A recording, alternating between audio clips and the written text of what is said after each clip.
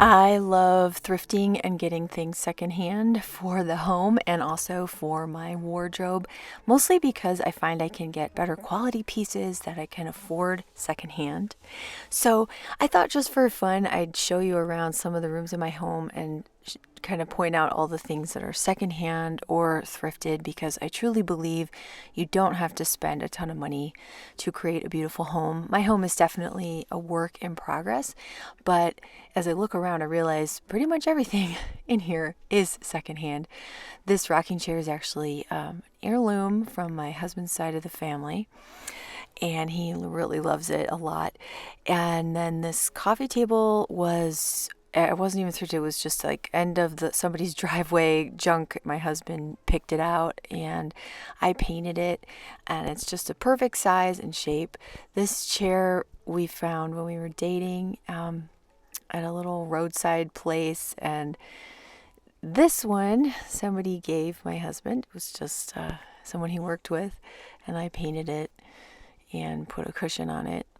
And then that little round table I got at an 80% off sale at a consignment store. So it was like $1.25 for the tablecloth and the table, which, yeah. So I've been trying different chairs over here. This one is, the scale is off, but this chair with the oranges and the orange peels on it was also a secondhand find. This washstand is a family hand-me-down from my aunt. It's a piece from probably made in the 1870s when they first started to mass produce furniture. It's from the Chicago area. Okay, this is my toilet. Obviously, it's secondhand. We love this toilet. It's really an antique, and I had to get a new toilet seat recently, and I decided to take some rub and buff up the handle, which is a gold color, but it was getting really worn out and icky looking. And instead of getting a new one, I decided to try the rub and buff on there. And I tried the rub and buff on the handle, and then I also decided to go ahead and put rub and buff on the pipe as well. So yeah, I just decided to go ahead and rub and buff the water pipe and the little metal thing. They're getting really discolored, and I had painted them white before, but that was several years ago, so I just went over them with the rub and buff on the metal part and the white plastic pipe just to make it all look a little brighter, nicer, classier.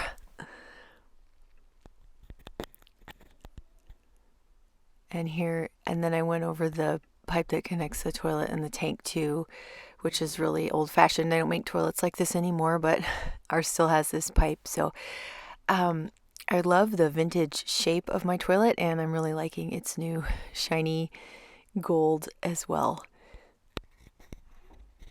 And there's the little handle. I think it turned out pretty well, all in all. It's hard to find toilet seats that fit on this because it's slightly non-standard because it's so old. And another thing, we have VCT tile in this bathroom, and with VCT tile, you do have to periodically strip it and reseal it and polish it. It's not hard to do at all. I've been pretty intimidated by it in the past, but I have tried I got this system of 4 products from Home Depot called ZEP, and here I am polishing the floor because it really, really needed a polish. I'm putting a lot of coats on. It's about 4 thin coats just with a mop. We have VCT tile in 2 hallways and in our bathroom, which is a little unusual. It's a product you're used to seeing more in like a school setting or an industrial setting, but it's very hard wearing. It's actually ground up limestone dust, so I like to pretend I have stone hallways.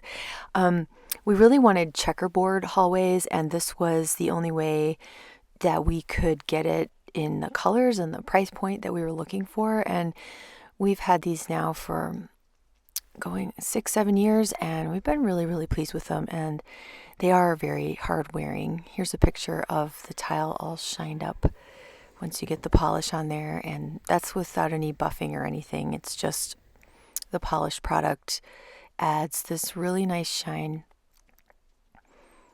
Very cheerful for the bathroom. Okay, this room I don't show a lot on my channel. I read a article this December about room's called the Snugs. I guess it's an English term, the Snug, and it's like this cozy room in your house that you kind of retreat to. And I realized we definitely have a snug. We call it the red room. This was the first room I redid when we moved in here. It used to all be sort of the color of dirt, and we painted it this really cozy red, which makes it feel very, very cozy. And my sister-in-law made us these Roman shades. She got some fabric from IKEA and made them, and I really love them because they're this wild pattern that I would probably be too scared to put in other places in the house. But like this article, I will link the article below. They did say, this is a room to just be fun and playful, and so here's another thrifted thing. I got this poster painting several years ago. I really love it. I got it at a secondhand place. It was about $20. It says afterward, and it shows this couple kind of resting, obviously after they've been out to a dance or a party or something like that. Pretty much everything in this room is secondhand or used. This Afghan is huge, and I got it secondhand several years ago. My husband loves these kind of Afghans. And then this was a Christmas present to the family this year. We got this L-shaped sectional at our local St. Vincent de Paul. It was thrift store, and it was half off of what they were even wanted because they just needed the space in their store. So we really lucked out with this thing. I had thought for a long time that this room needed an L-shaped couch. This is our room for watching TV too. So, you need a lot of seats for that because sometimes we have friends over or even just our family. Our whole family fits on this L-shaped sectional, which is really fun. And I took some of the extra fabric and covered the lampshades in here, made some pleated shades so they match the curtains, which is fun. And that coffee table was a thrifted find. Also, the chest off to the side here in this picture, we use it as a tool chest, and it doubles as an end table as well. And that was a really fun secondhand find several years ago. It was a gift. I gave it to my husband for Christmas. We love to use old trunks for storing things and all manner of things, and I love that they can double as coffee tables or end tables. And that one's just a handy place to keep like tools ready at hand without having to go all the way to the other places my husband stores his tools. He's got a lot of tools. So this is the first time I have gotten in and vacuumed this couch underneath the cushions and everything since we got it at the holiday time. I'm very glad it's this dark blue. It's been serving us really well. So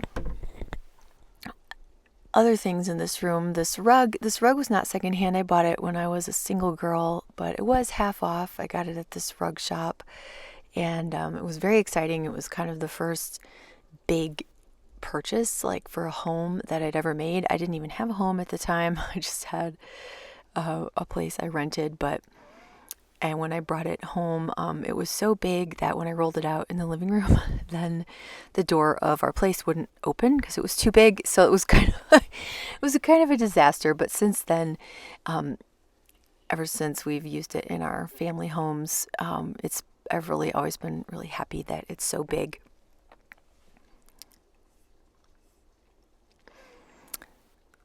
I think that having everything in your house have kind of a backstory is a lot of fun. I find it a lot of fun. Like the Afghan, for example, my husband just loves these, and our house is kind of chilly, and he wanted a lot of them, and I went looking one year before Christmas, and I just happened into this antique shop where, for whatever reason, everything was half off, and I went around. This was this enormous house, and everything was 50% off, and I collected probably 6 or 7 of these crocheted Afghans. This was probably the coolest one as far as being sort of ridiculously large and also kind of ugly, but we love it for that reason. And in this room, that the idea of the snug is just to kind of have these like wilder patterns that you might not have elsewhere. So we've got like the wild blanket, and we've got the kind of wild Roman shades on the windows, and we have this lamp that has giraffes on it. This was a hand-me-down from my sister-in-law. I think it was in my nephew's room, and they kind of outgrew it, and I said, sure, I'll take it. I'll put it in my snug, in my red room. But I love the way the yellow contrasts with the red and how it's kind of whimsical and doesn't take itself too seriously. This room is just all about being cozy and kind of being a retreat and a hideaway where we can gather as a family, or, you know, if the kids have friends over or something, it's a place they can go and hang out. Or sometimes when we have a big party, we kind of like to set this room up as a place where, you know, if you're not the type of person who likes to be at a big party, you can kind of just go in here for some peace and quiet away from everything else that's going on. Here's the other half of the room. That couch is not my favorite, but we did get it for free. And I love the picture above it. I love the red and yellow contrast. I'd love to get some more of those big French advertisements up there. We have our old fridge in here. We just kept it because the freezer still works. We kind of use it as a drinks fridge because the top is cool. It just doesn't get cool enough. We've had this, like, we did buy the IKEA chair new when we were newlyweds, but it is on its third slipcover. And I think that is a great chair. It's one of my favorites. We have these hooks on the wall for blankets just to keep them out of the way. I love that so much. Our TV is hidden in that armoire, which was another hand-me-down. And here is kind of the whole room. So I think it's a great idea to have like a cozy den, snug type of room. Do any of you have a room like this? Kind of like an extra fun room where you can just kind of hide away, curl up with a good book or a good show. Finally, I went shopping at TJ Maxx. I was actually looking for tights and soap, and I walked in the door, and this shirt and sweater just kind of floated off of the clearance rack and into my arms. And since I've been working on planning my wardrobe more, and I actually have a list of things that I was looking for, and I was looking for a v-neck cashmere sweater and a plaid button-down shirt, and these were both incredible prices. It was a cashmere sweater for $20 and a v-neck shirt was $6, and I felt really good purchasing them because they were actually on my list of clothes that I know that are going to work with my wardrobe.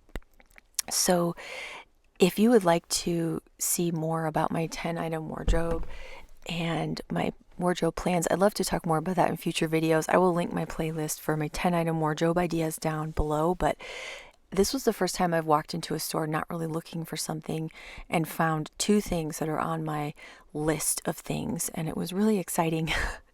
And I'm really looking forward to have more experiences like that in the future. So thanks for watching, and I will see you all next week. Please let me know in the comments what you are doing.